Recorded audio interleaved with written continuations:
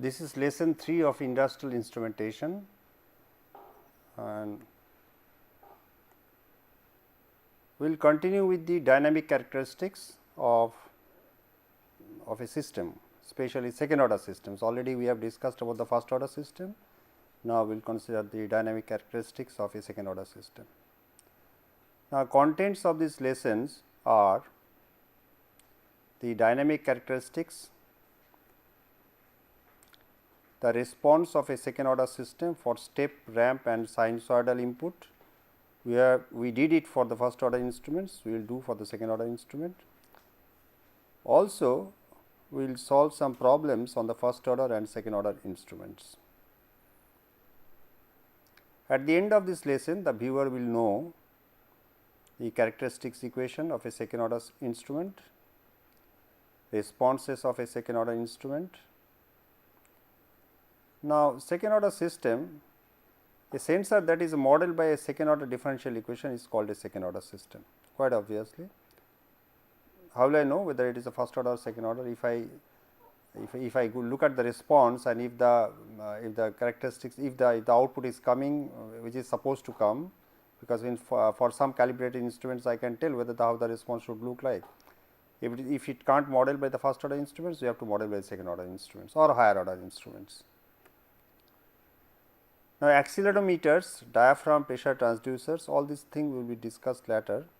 Mercury in glass manometers are few examples of second order system. Now, second order measurement system can be written as A2 y double dot plus A1 y dot plus A naught y equal to B naught x. Now, if I go back to our differential equations or the nth order differential equations, which looks like this.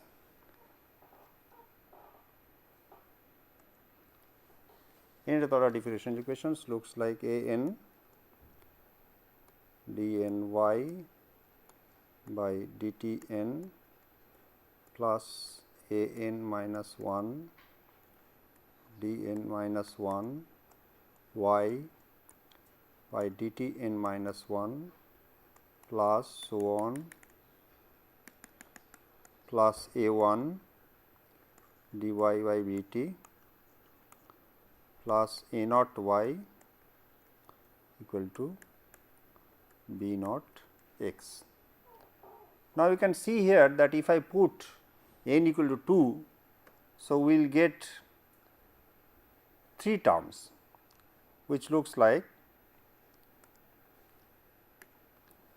A2 y double dot A1 y dot plus A naught y equal to B naught x. Quite obviously, as we know, all of us know that y double dot is nothing but d square y by dt square. Similarly, y dot is equal to dy by dt.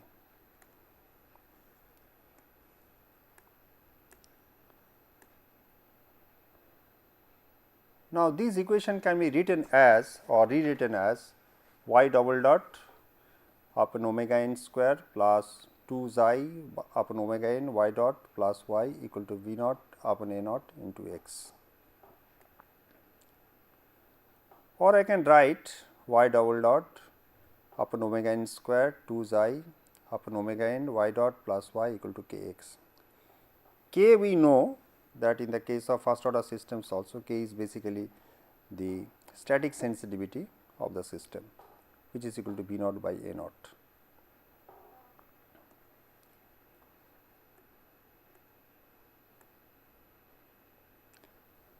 Now, we have introduced some new terms. Let us look at all these terms.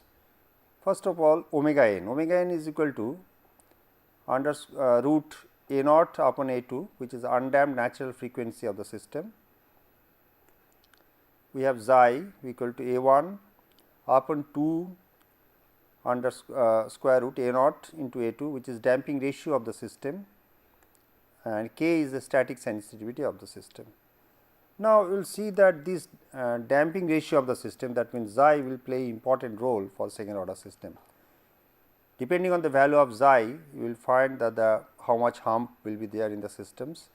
Typically, you will see in future that in the second order system, in a system that xi usually we put the value of 0.65 to 0.7, it lies between, because we cannot make xi more than 1, then in that case it will be overdamped systems, and we cannot make xi equal to 1 also, it is critically damped system, because if it is critically damped due to aging, because ultimately you know that all omega n xi k depends on some physical system, that means some resistance value, some capacitance value, some spring constant. Now, due to aging problem this will change obviously. So, I do not want my system should be overdamped, no, I mean we never want until unless we are forced to. I will give some examples in future, you will find that the sometimes even though we are saying that the system is underdamped, it will not be underdamped due to the change of the value of xi. So, always we will try to make xi at least 0.65 to 0.7, so that I will get at least one overshoot, then we will come back to the rest position.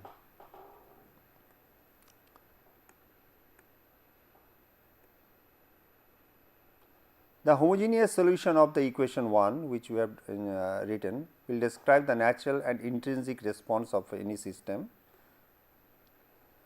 The output response will depend on the roots of the characteristic equation, because response actually will give you the roots, how the where the roots lies on the sigma j omega plane, that will tell you the output response.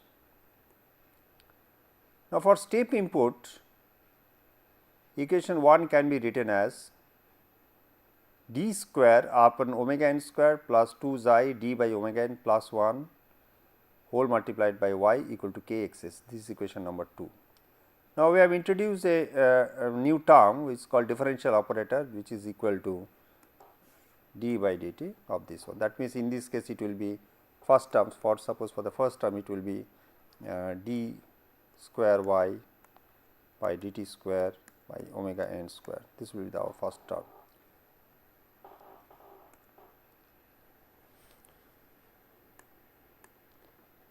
Now, we should have some initial conditions, because as you know that for solving any differential equations we need some initial condition to solve the equations. The initial conditions are y equal to 0 at t equal to 0, dy by dt equal to 0 at t equal to 0. So, with this we can solve this differential equation. Now, the particular integral of the equation 2 is equal to y p equal to k x s, but we always look for the transient response also. So, only particular integral will not give the complete picture of the response of a system. So, the homogeneous solution of this equation will be given by particular integral plus complementary function solution. So, particular integral already we have given, this is the particular integral. So, we have to find the homogeneous solution. We have to find the complementary function to give the complete solutions of the homogeneous solution for the system.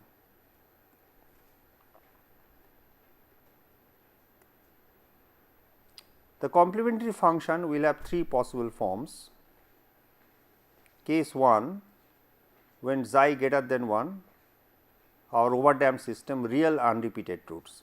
If you look at the sigma j omega plane, it will look like this. I have sigma j omega plane. So, roots will be real unrepeated roots, fine.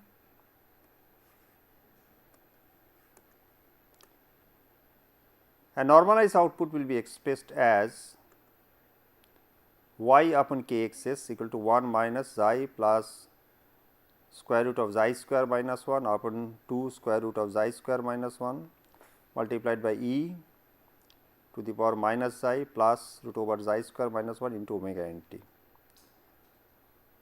plus xi minus under the square root xi square minus 1 upon 2 xi square square root of xi square minus 1 e to the power minus xi minus square root of xi square minus 1 into omega n t.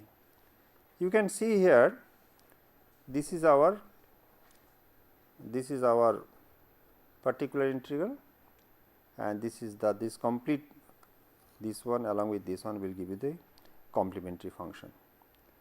Now, if you look at very carefully, you will find this will depend on time. So, after some time, when this because of this term negative. So, this will die out, only this y equal to k x s will remain.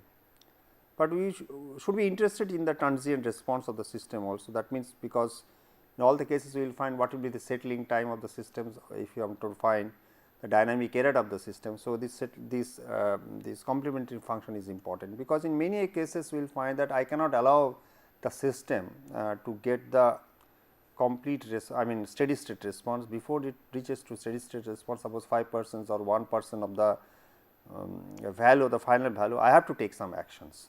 But in some system it is very sluggish, but if it is allowed that within 5% of the final steady state value the reaches, it will take some action, because in instrumentation you know all these measurements, and whether it is you are measuring the temperature, pressure, flow, ultimately you have to utilize these to control some final control element, which mostly are some valves or some heaters which will heat the system, or some boiler temperature, this that. So, this is very important. Now, in case 2, when xi is 1 is a critically damped system, the real repeated roots. How does it look? It looks like that sigma j omega plane. So, real repeated roots, one roots over the other. So, it is critically damped system. So, in that case my normalized output will be y upon k x s equal to 1 minus 1 plus omega n t multiplied by e to the power minus omega n t. Here we also will find that in the last cases we have, in the case of suppose in the case, if I go back to our original previous slide, you will find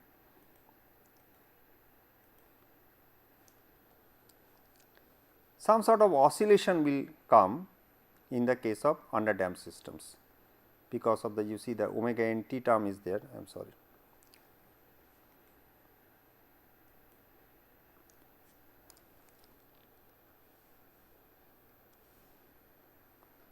So, omega n t term is there. So, some oscillation will come, whereas in the case of critically damped system, you will find, if I look at the response here. So, I have 1 minus this one. So, ultimately the response should look like, so it will go like this and it will go like this one. So, there is no oscillation, but it will take some time before it comes to the steady state conditions, or it is what, because ultimately since it is minus omega n t, you will find this term will die out, only this term will remain.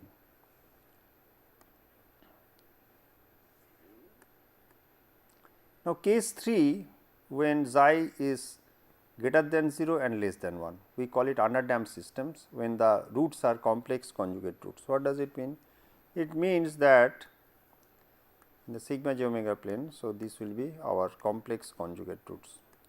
Please note that if it is complex, it must be conjugate, otherwise I cannot realize it by any system, any physical systems.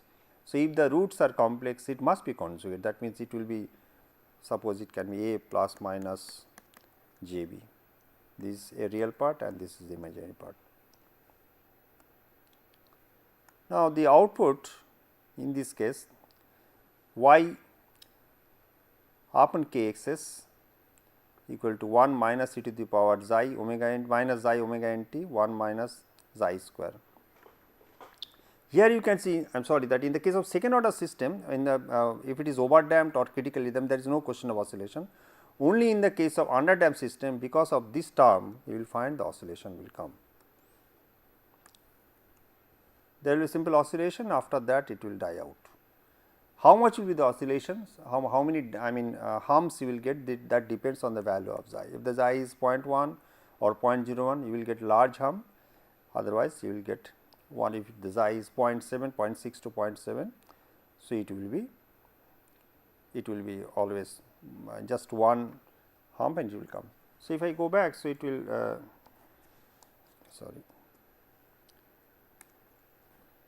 see, if I go back and have a look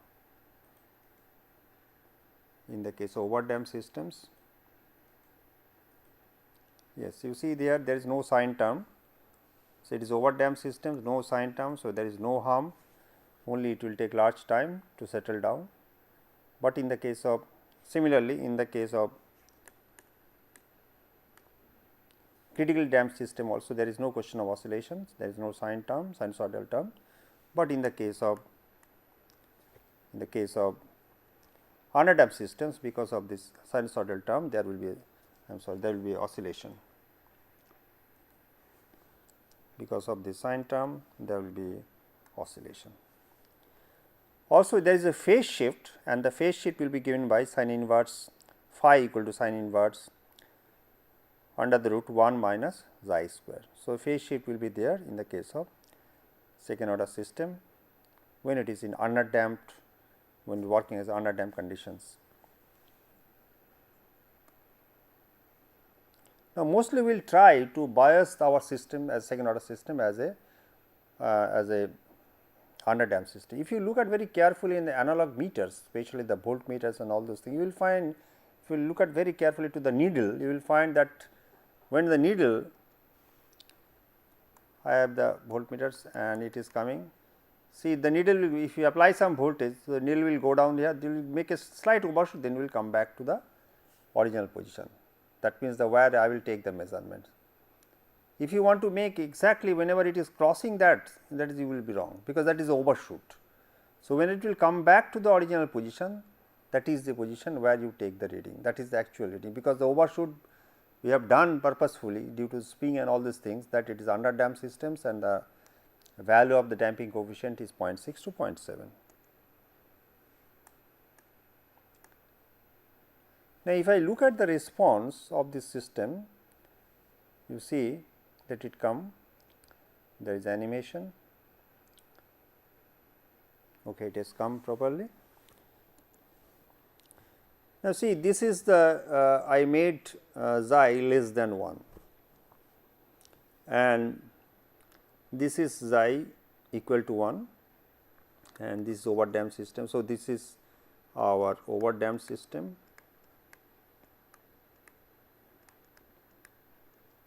This is critically damped system.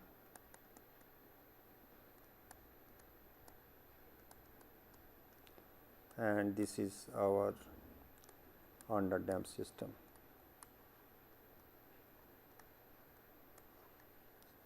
Now, how much will be the overshoot, that will depends, and her number of overshoot also depends on the value of xi. And we have plotted the normalized output. Obviously, if it is normalized, it will maximum value will be always 1. So, there is no question about this one. Now, interesting thing, if you look at the origin of these systems, here you have normalized output omega n t, it does not matter, you can plot t also, because omega n is a constant. So, I mean just the scale factor we have plotted, and here we have plotted also unitless, because we want to plot here unitless, that is the reason we have plotted like this, and this is also unitless. Now, look at the origin of the systems. If you look at the origin, you see there is a S curve, distinct S curve in the system. And this will tell you that even if you do not know whether the system is first order or second order, by looking at the origin I can tell whether it is a first order system or second order system. Well, if the system is underdamped, there is no question, there will be some overshoot, it will come back.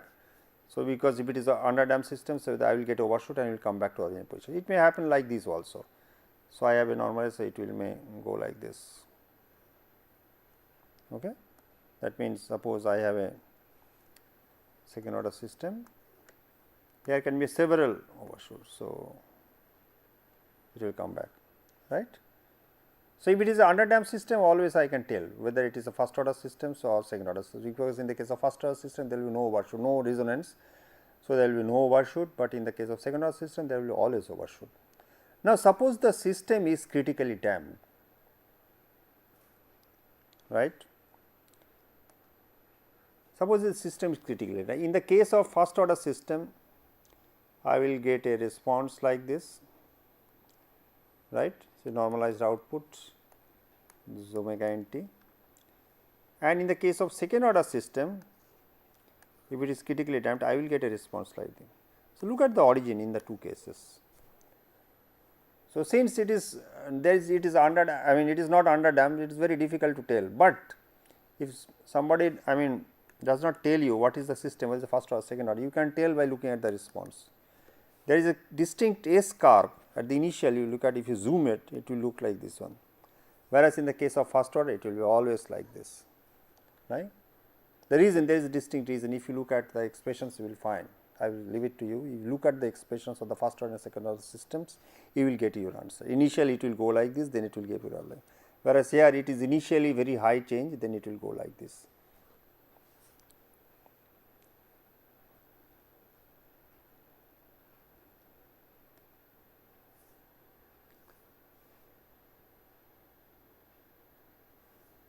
So, this is our response. So, we will try to make. So, you can see that the overdamped system, it taking long time, it is taking long time to get the final steady state value, because any instruments, what I want that its response should be 1. So, any instruments, if I response is like this, okay. If I am giving a step input, these are all due to step input, is not it? I am giving a step input like this, I want that my output also will look like this. But any physical system, no physical system can have an input like this one, output like this one, there is a lag. So, obviously, what will happen?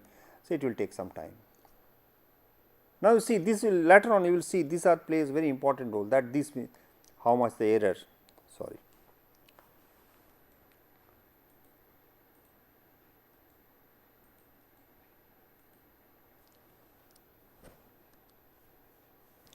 See, this is the error of measurement, you look at very carefully.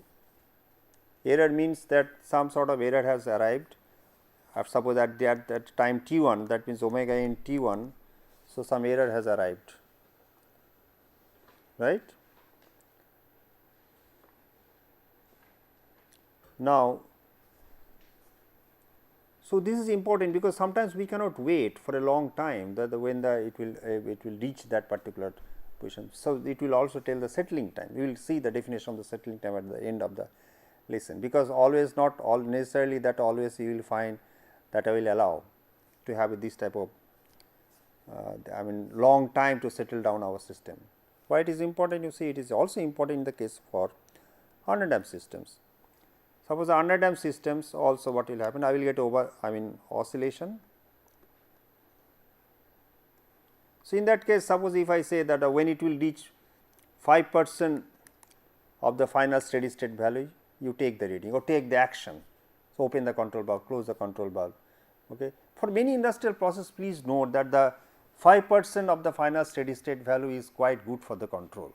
Ultimately, this temperature control or your flow control or pressure control will be reflected in the quality of the product which you are getting. In the case of fertilizer plant, the quality of fertilizer which is coming out. In the case of steel plant, quality of steel it is coming out. So, it hardly matters, or it all the management people will not accept that if you make some sensors till it will reach the final steady state value, I can take the action if my quality of the product does not change, even when it reaches 5% of the final steady state, because I know what is my steady state value.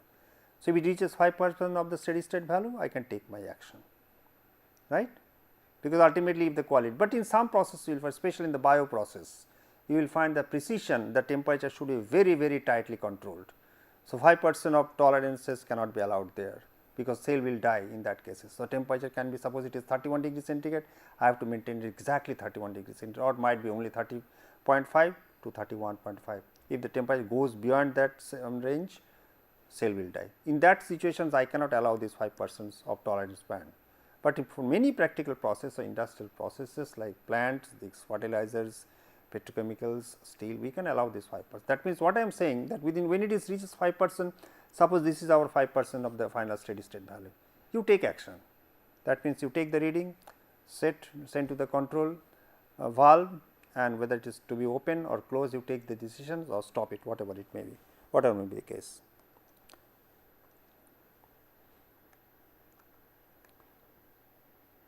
Now, if I look at the ramp input we have seen characteristics equations of a second order system with ramp input can be expressed as follows. Already we have discussed the ramp input in the case of first order system. We are taking same 3 inputs, so that we can compare putting these two side by side. D square upon omega n square plus 2 xi d by omega n plus 1 y equal to k xs dot into t, y equal to dy by dt equal to 0 at t equal to 0. These initial conditions, we have discussed this before also. What does it mean? Xs dot might mean my input, it looks like this. This is our ramp input. We have discussed thoroughly this in when we discuss the first order system, right. Now, this we can do it in the case of second order system. So, this is my input, this constant k as it happened before also, xs dot into t, right. So, it is a continuously changing with time. So, xs dot. So, I made it unitless quantity. So, these are our initial conditions. The solutions are found to be for the case 1 when xi is greater than 1 is overdamped system. So, this is y by k. I have not put excess on the left hand side as it happened in the case of the step input. We have seen that we have done like this y by k excess. These we have not done. The reason is that we have not done because of the fact that you will find here in this unitless quantity, I have to make it unitless quantity. If I put xs dot here, it will not be unitless, because any value when it is normalized is supposed to be unitless. So, we put xs dot t on the right hand side. So, we put just y, which is output divided by the static sensitivity on the left hand side and other things on the right hand side. So, this is, as you can see, xs dot t to xi xs dot upon omega n 1 plus in the bracket 1 plus 2 xi square minus 1 minus 2 xi square root xi square minus 1 upon 4 xi under the square root xi square minus 1 multiplied by e minus xi plus root over xi square minus 1 into omega n t plus minus 2 xi square plus 1 minus 2 xi under the square root xi square minus 1 upon 4 xi square root of xi square minus 1 e to the power minus xi minus square root xi square minus 1 into omega n t. Fine. Now, case 2, as it happened before also, it is critically damped system when xi equal to 1. In that case, the output will look like this y by k xs dot into t minus 2 xs dot by omega n 1 minus e minus omega n t 1 plus omega n t.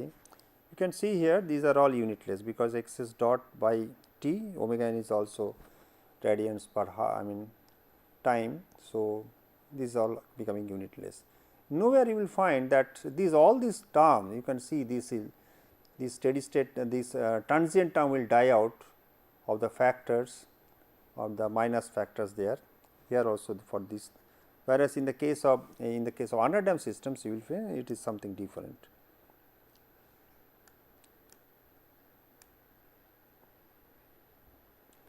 Now, case 3 is a underdamped systems, that means xi is greater than 0, but less than 1, as it happened before also, which is more sought after of systems, because always we make the system the underdamped systems. So, it is y by k xs dot into t minus 2 xi xs dot by omega n in the bracket 1 minus e to the power xi omega n t upon 2 xi under the square root 1 minus xi square sin under the square root 1 minus xi square omega n t plus phi. You can see here that it is xi is 1 minus xi square, because xi is now less than 1, otherwise it will be a imaginary quantity. The phase shift, so I got a phase shift here, and the phase shift is given by tan inverse 2 xi root over 1 minus xi square upon 2 xi square minus 1.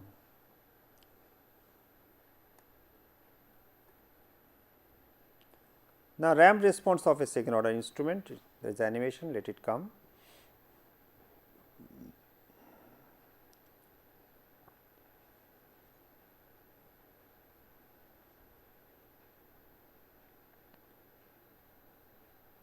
You can see here that this is my input, this is input going x equal to xs dot, and we have plotted for different values of xi. These overdamped systems, it taking large time. So, the error is also large, and this is for critically damped systems, we can see here, and this is for under damped system. We have put xi equal to 0.5. So, there is oscillation, quite obviously there is sine term, sinusoidal term, there is oscillation, after that this it will die out.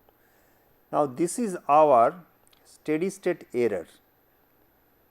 We have plotted that, we have shown the steady state error for a under damped system, which is 2 xi x s dot upon omega n. This is the steady state error of the system, right, and the time lag of the system, that also we have shown for the under damped systems, 2 xi by omega n. This is our time lag for the system, this is for this one. So, in the case of over damped system, so this will be our error and our time lag will be this much in the case of over damped systems, right. So, obviously, we can see that if it is under damped, after a few oscillation it will come, it will start to follow the input. Actually, in fact, this and this should parallel to each other, and asymptotically these two also should be parallel to each other, because at the steady state response all other all the transient part will die out, only the particular integral will remain. So, this is the response of a second order system for a ramp input. Ramp input you will not see, that we will already discussed also, in the case that usually the ramp input will not come, you will not phase the ramp, unlike electrical systems always we give ramp input, like sawtooth waveforms always we know that it is a ramp input which we give in the oscilloscope to synchronize, because in the two vertical plates we give our voltage which we want to measure, and to make the signal stationary we give the sawtooth waveforms on the two horizontal plates. So, the signal appears to be stationary on the screen, whereas in this case the ramp input has not much of significance in the instrumentation, except in some cases, because in many cases you see, because of the large inertias and the spring constant, in many times you will find that even if you are considering the input as a step input, so it won't be a step input to the systems, it will be a ramp input or terminated ramp input. That means, it looks like that I am giving a step input to the system, but the system to the system it will not appear as a step input, it will appear as a terminated ramp input. This is a very good example. Now, you see that all of you have, must be knowing of the load cell. Load cell we will discuss later on in our of this course. Might be, I do not know what is the exact number of the lesson, but we will cover this in details, these load cells. And those who move in the highways also you see the load cell also there, because there is a way bridge, because some of the states has restrictions of that how much the load they will carry in the highway. There is some state restrictions and highway restrictions that you cannot. So, usually they want to see the some certificate from the wayside road bridge, way bridges, where they will wait. The way bridge is nothing but the load cell.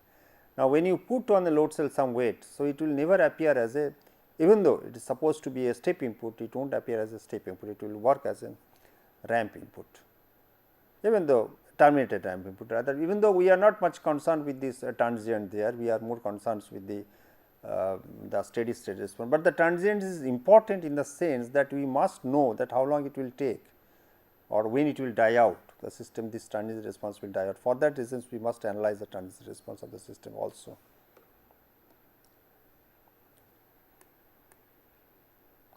Now, last one is the sinusoidal input, that means we are considering the sinusoidal input to a systems. The sinusoidal input is equal to x s sin omega t. Say all of us know from the first year classes how the sinusoidal input. So, this is my sinusoidal input. So, this is our x s and this is our x, this is omega t, right, and y by k the output, normalized output, rather y by k by x s equal to sin omega t plus phi 1 minus omega by omega n square upon 2 square plus 4 upon square 4 xi square omega square upon omega n square. Here you will find that in this case that is omega n plays very important role in the case of sinusoidal input, and the frequency is very important, because any systems we must know that what is the frequency limit of the system. That means, up to what frequency I can operate our, what frequency it will accept. We cannot put like an anti-aliasing filter, that type of things which we usually do in the case of electrical signals, but here always we want that what should be the input.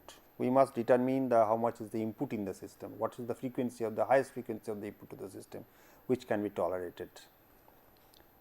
So, this is our normalized output of the system. So, in fact, what will happen if you take the amplitude, it will be y by k by x s, it will be y by k by x s,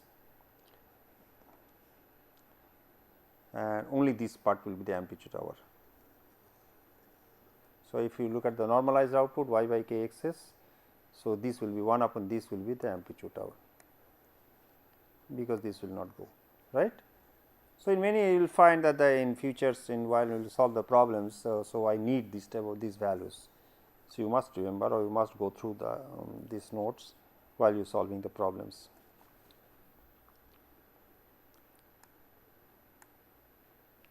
Now, phase shift in this case, in the case of sinusoidal input, is tan inverse to xi upon omega n minus omega n by omega. Phase shift is also important, because any sinusoidal input, if you are measuring some sinusoidal signal, how much the phase shift of the system you must know. We will see how the phase response will look like. Now, if it is the magnitude response of a first order, second order system for sinusoidal input, it looks like this. Now, even in sinusoidal input, even though it is not very common in nature, but you will find the sinusoidal input in many cases. In vibration analysis, we will find that we are giving their periodic input, not necessarily always sinusoidal, we are giving some periodic input. In biomedical applications, you will find also sinusoidal input. Suppose the variations of the temperature of a patient, so which is suffering from the malaria parasites, it is almost a sinusoidal, even though time period is quite large for 24 hours. You will find that a particular temperature will arrive, the patient will get at a particular time of the day. So, that is also sinusoidal input, and some other mode applications we will find in the some sinusoidal, some ambient temperature variation, that is also sinusoidal in nature. So, in the daytime some temperature, night is some other temperatures, in the morning some other temperatures, like this. So, it is sinusoidal input. So, not very uncommon, but even though the period in most of the cases is very large. Unlike electrical systems, any physical systems has mechanical system has a very large time constants of the sinusoidal input.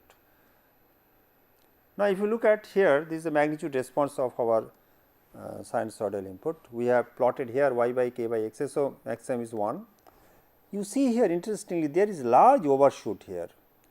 This happens because of the resonance. So, you have to avoid this thing, because this is important. That is the reason you see we have plotted here in this case omega by omega n on the x axis side, and we have normalized the x axis also. And you see that here this is the one, that means here is omega equal to omega n. Interestingly, when xi equal to 0, that means damping coefficient is 0, it is very impractical thing. You cannot make a damping coefficient 0. For academic interests, we should consider this thing. You see that when the damping coefficient is 0, the magnitude becoming infinite, asymptotically infinite cannot be, because it has some supply. Suppose if I say that if I using an op amp, so you cannot get infinite value. So, it will be limited by the nonlinearity, that is the power plus minus power supply of the op amp. And if I slowly increase the value of xi from 0 to 0.1, my hump is getting reduced. This is xi equal to 0.1. You see I am getting a hump like this one, then it is coming back. It is xi equal to 0.7. We are interested in xi equal to 0.7. We have seen, we told you that in the case of second order systems, any instruments we make usually 0.65 to 0.7. So, I make a xi equal to like this one. So, there is one overshoot, then it comes back, and when it is overdamped systems, xi equal to 2. So, it will look like this one. Now, see here, I have not plotted for xi equal to critically damped system, it does not matter, because it will the response for xi equal to 1, it will be the response should look like this one, something like this. and this roll off you will find always minus 40 dB per decade for a second order system. In the first order system, it will be minus 20 dB per decade, is 40 dB per decade. So, what does it mean actually? What is the significance of this curve? The significance of this curve, it tells that what is the frequency limit of your instrument, of a second order instruments. Suppose in the case of overdamped systems, you can see that there is a large attenuations if you go far off from the origin.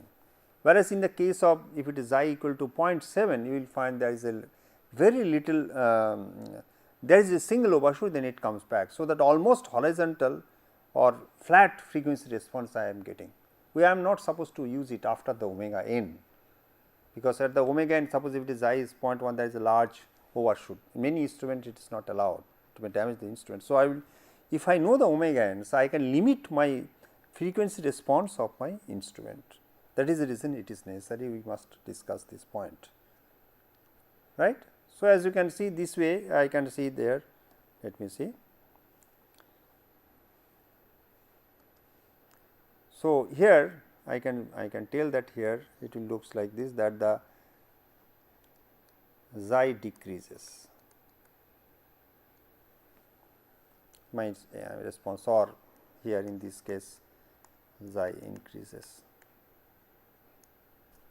So, I will get a response like this one. I am more interested at omega equal to omega n.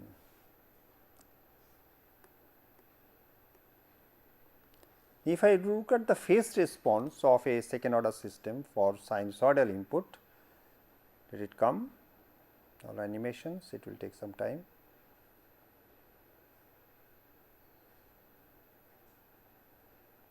Hopefully, it is completed. Now, you see here that if xi equal to 0, that means the damping coefficient is 0. We have already discussed also when the damping coefficient is 0, how my magnitude response will look like. My response will go like this, then go like this one, total discontinuous curve. It will go like this, come like this. Let me go ahead, take it again. It will go like this, xi equal to 0, come like this, and response will be this. From 0 degree, this is 0 degree, to minus 180 degree, it will follow. And if I slowly increase the value of xi, suppose xi I made 0.1, my response will start to look like this one. Similarly, if I xi equal to 1 is critically damped systems, so response will look like this, response will look like this, and if xi equal to overdamped systems, so response will go like this. How? This will go like this. And interestingly, you see for this is omega equal to omega n, it does not matter what is the value of xi, it will always pass through minus 90 degree at omega equal to omega n. It will be more clear if you look back, if I go back to our, sorry.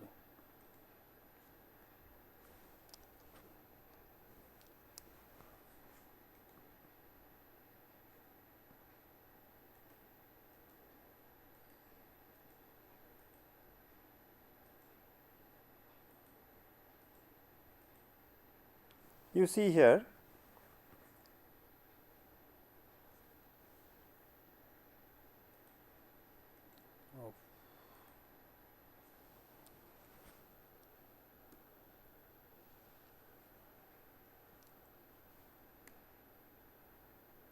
you see here what happened, that omega equal to omega, I mean when phi equal to tan inverse 2 xi upon omega by omega n minus omega n by omega.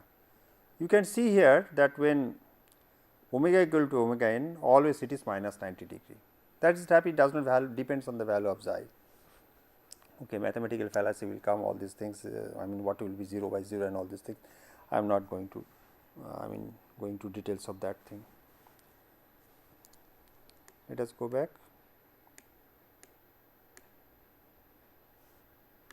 Already we have seen this thing. Now, two more terms we will introduce.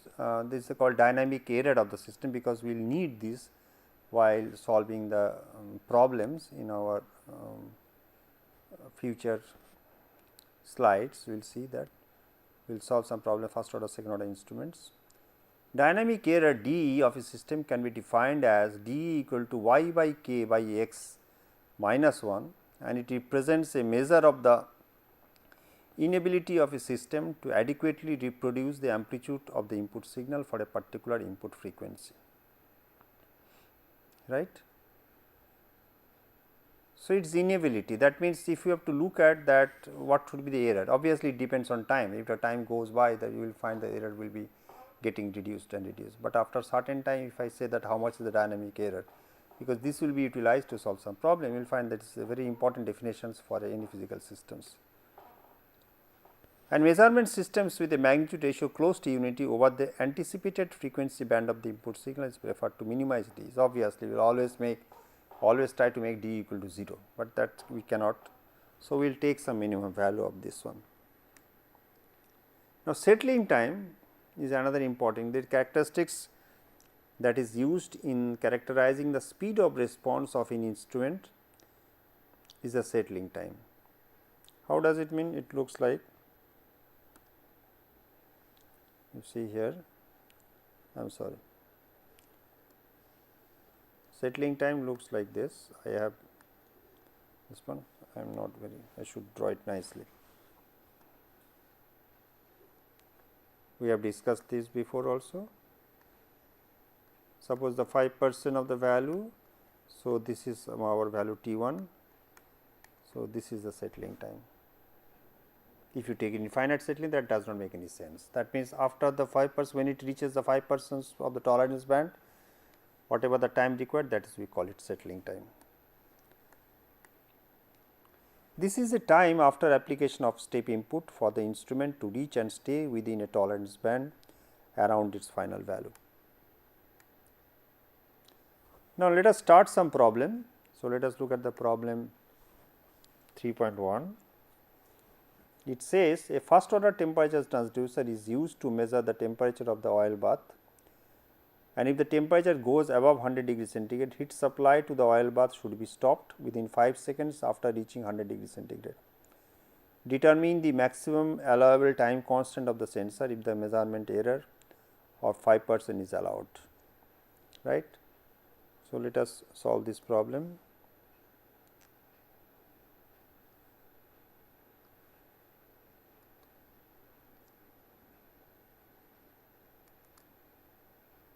I do not know, yes, it have chosen properly. Problem looks like this.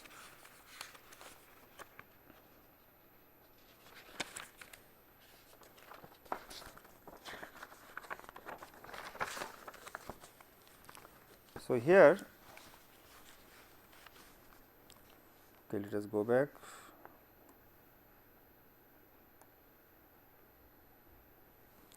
So, it looks like this, that measurement error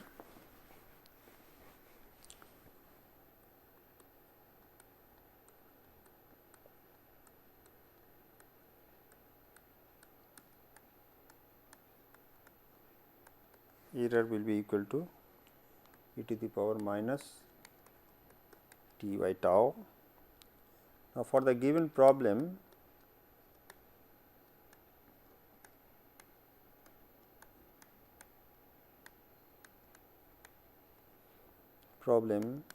e to the power minus t by tau equal to 0.05 for t less than equal to 5 second, tau will become less than equal to 1.66 second. That means, the time constants of the system should be less than equal to 1.66 seconds, right. If the time constant of the system is less than equal to 1.66 seconds, so the 5% allowed, I mean after 5 seconds 5% of tolerance band can be allowed, or 5% for the dynamic error can be allowed, right. Now, let us go to problem number 3.2. It tells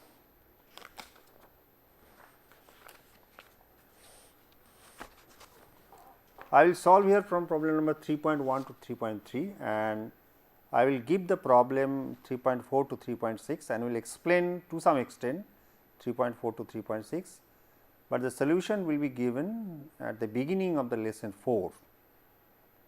So, I will give some hints. So, you are supposed to solve it of your own. So, the problem number 2 or 3.2 of the lesson 3 will tell that like this. I mean, a first order instrument has a time constant of 0.5 second. It is measuring a process parameter that is a sinusoidal in nature and having a frequency of 3 hertz. Determine the dynamic error of the system. Fine.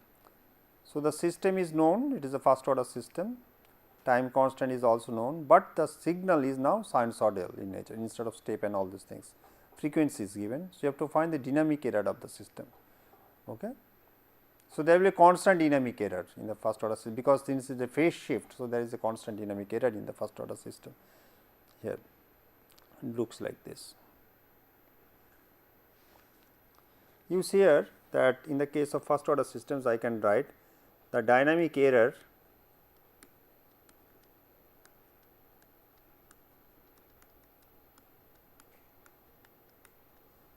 equal to dE equal to y by k by x minus 1.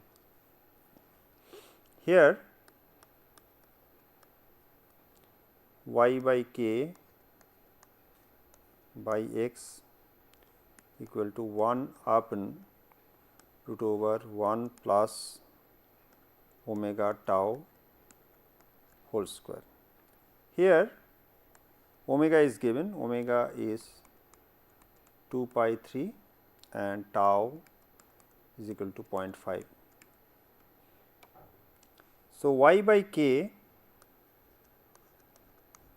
by x will be equal to 1 upon root over 1 plus 2 pi 3 into 0.5 whole square, which is coming, I am showing you the complete calculations which I have calculated, root over 89.7364, which is equal to 1 upon 9.472, which is 0.105.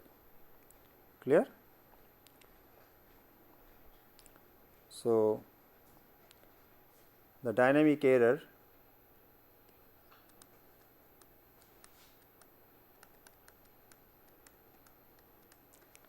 equal to 0.105 minus 1 equal to 0.89 or minus 89%, that is the error, right. This is your answer. Now, let us go to the problem number 3. It is telling that the first order temperature sensor has been suddenly immersed in a liquid that has a temperature of 100 degree centigrade, and it after 3 seconds the sensor shows a temperature of 80 degree centigrade. Calculate the instrument time constant, also calculate the error in the temperature reading after 2 seconds. So, here you see that y equal to, let me take the white page. So, y equal to 100 1 minus e to the power t by tau. So, t equal to 3 second and y t equal to 3 second equal to 80 degree centigrade. So, 80 equal to 100 1 minus e to the power minus 3 by tau. So, after solving I can show you the detailed calculation. So, it is coming 0.8 equal to 1 minus e to the power 3 by tau. So, it is coming around 3 by tau or 3 by tau 2.303 into log of 5. So, it is coming around tau equal to 1.86 second. So, now if I put this is the time constant of the system. Now, if I put y equal to 2 second to 100 1 minus e to the power minus 2 by 1.86. So, equal to 100 1 minus e to the power minus 1.0732. So, it is equal to 100 1 minus 0.341 is equal to 65.8 degree centigrade. So, this is the temperature at after 2 seconds. So, the error will be, you subtract it from 100 or 100 should be subtracted from this, it is minus 34.2 degree centigrade. This is the error, right. Now, problem number 3, I will not make the solution to the problem number 3, which you have to do, and so a pressure transducer is to be selected to measure the pressure of a vessel, and the pressure variation can be considered as a sinusoidal signal, or the frequency lies between 1 and 4 Hz. Several sensors are available, each with known time constant. Select a sensor if the dynamic error of plus minus 1% is acceptable. Now, you see which it is first order instrument. So, there is no question of taking the plus 1%, because always it will be it will go below, if you remember. So, it is the first order systems always the sorry. So,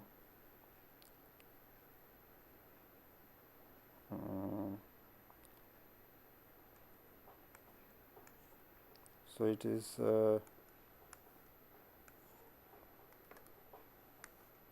first order system, it can never overshoot like this one, it will always go. So, it is always minus 1%, so you should take, and you have to find the time constant of the system, that is your questions, or what is the range of the time constant rather, that means that it will, because it is 1 Hz to 4 Hz.